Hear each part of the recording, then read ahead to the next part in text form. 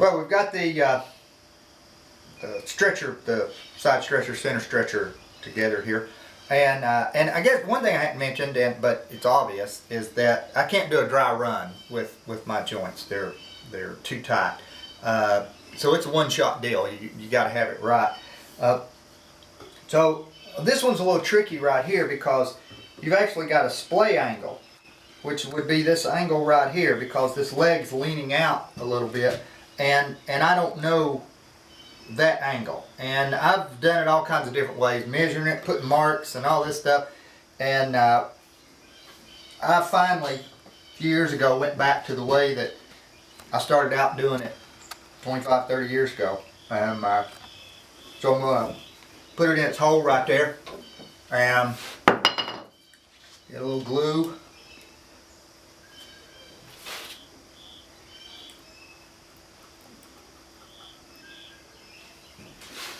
Make sure I got number one, yep, that's right. Hide glue enables you though to correct that mistake, so, but it's nice not to make it. So now let's see, let's line her up and see if I can get it. Now let's see what we got right here, make sure that's right there. And then I just look at it and I see if it's level with the seat, and it's almost level with the seat. And now just take her right in.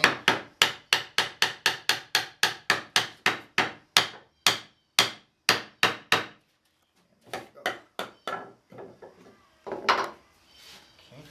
now get the excess glue off.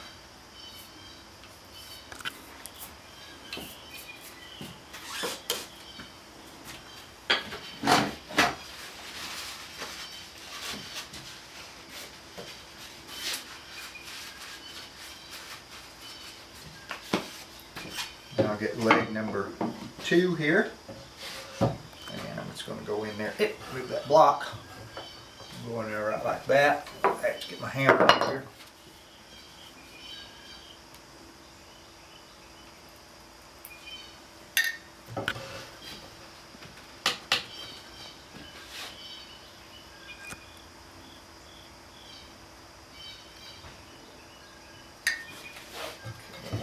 Stick that in there, and I just swing that around right like that.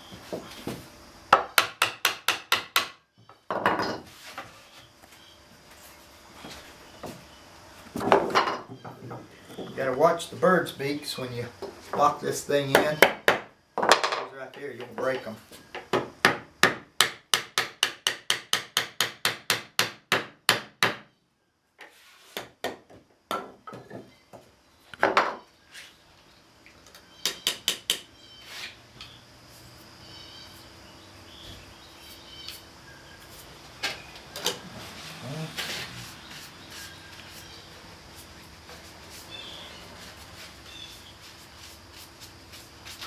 Now I can guess at the splay of the on the front leg here, because the front leg has a little bit more splay than the back.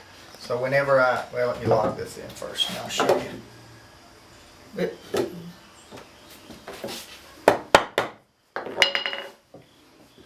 So got number 3. Always double check. Number 3. So it's got a little bit more splay than the rear leg, so when I pound it in, it's got about a half a leg more splay when I'm looking down here. And so I just line it up and take it in right like that.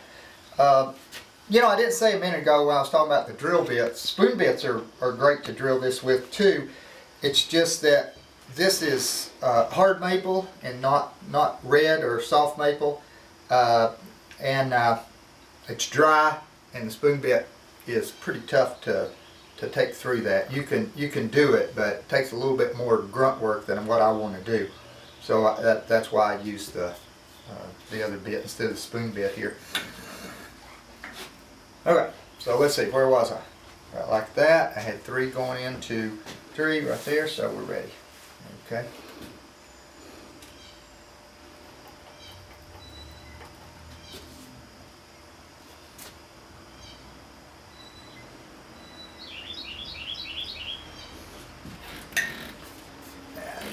dead blow.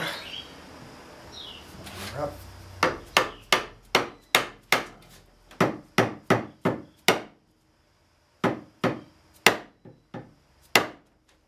See where I am. I believe I'm there.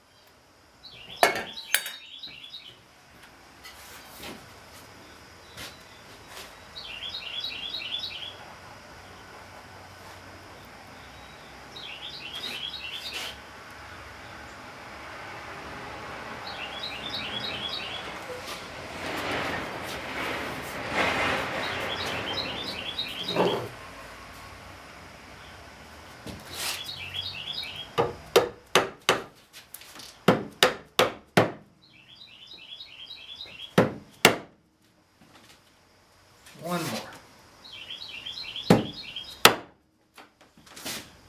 That's there.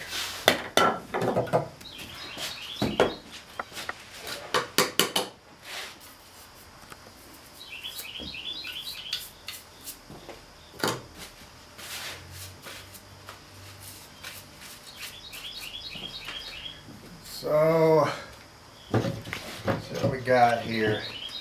So that's not bad, since they toe in, so the point up here is a lot closer than these are right here. I probably got that splay angle just a little bit too much on those front legs. It would have been better if they were right like that, but just do a little chiropractic, get it in there like that. So that looks like it's going to fit. So let's take her out and glue it up.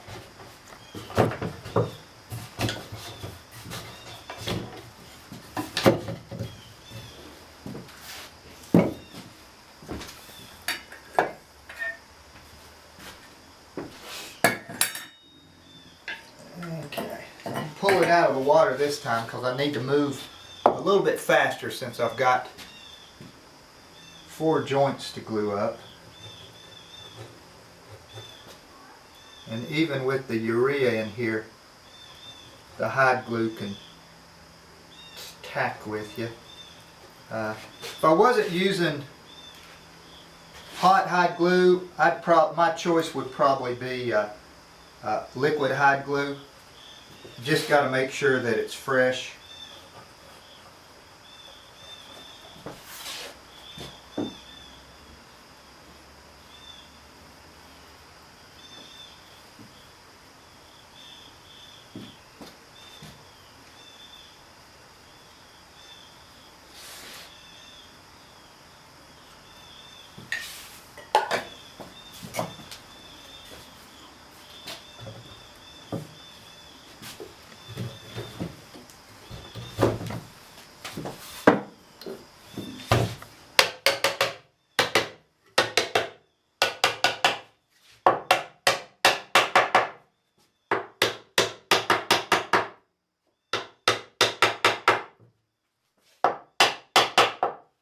What you want to see is it filling up the hole. That means you got your measurements right and your angle right.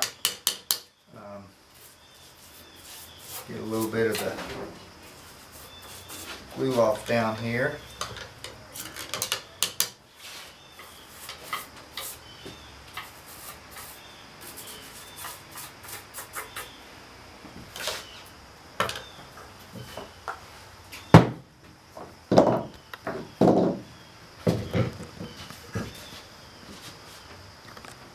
Looking at those kerf holes to see if, kerf slots to see if my wedge will go in there, or I need to open it up with a chisel. Okay. So I'm gonna glue on the wedge and drive them in. I only put glue on one side of the wedge, and the reason why is you only need enough glue to hold the wedge in there, keep it from coming out. And what happens if you don't put glue on the other side is it creates like sort of an expansion joint. So as this tenon expands and shrinks through the seasons, it might try to pull off of this weak glue joint on this end grain right here, but you put a weaker link in there, which would be the unglued side of the wedge. And so just little stuff that, you know, doesn't take any extra work to do that, and it might just keep the leg from coming out of the seat one day.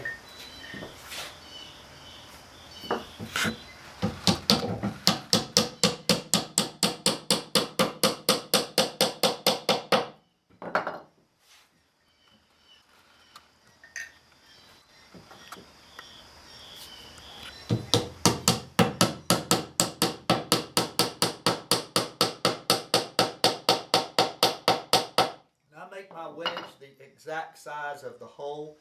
I don't want any pressure at all on the sides of that.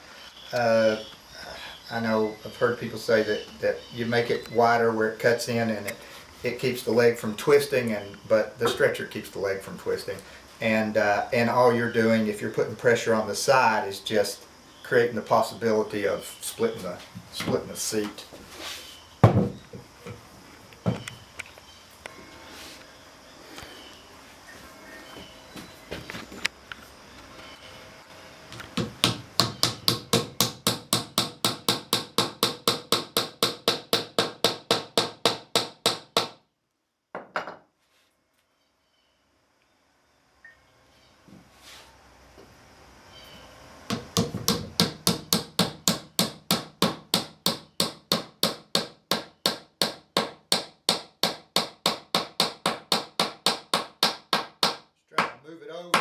Trying to move it over a little bit there. It was moving over to this side.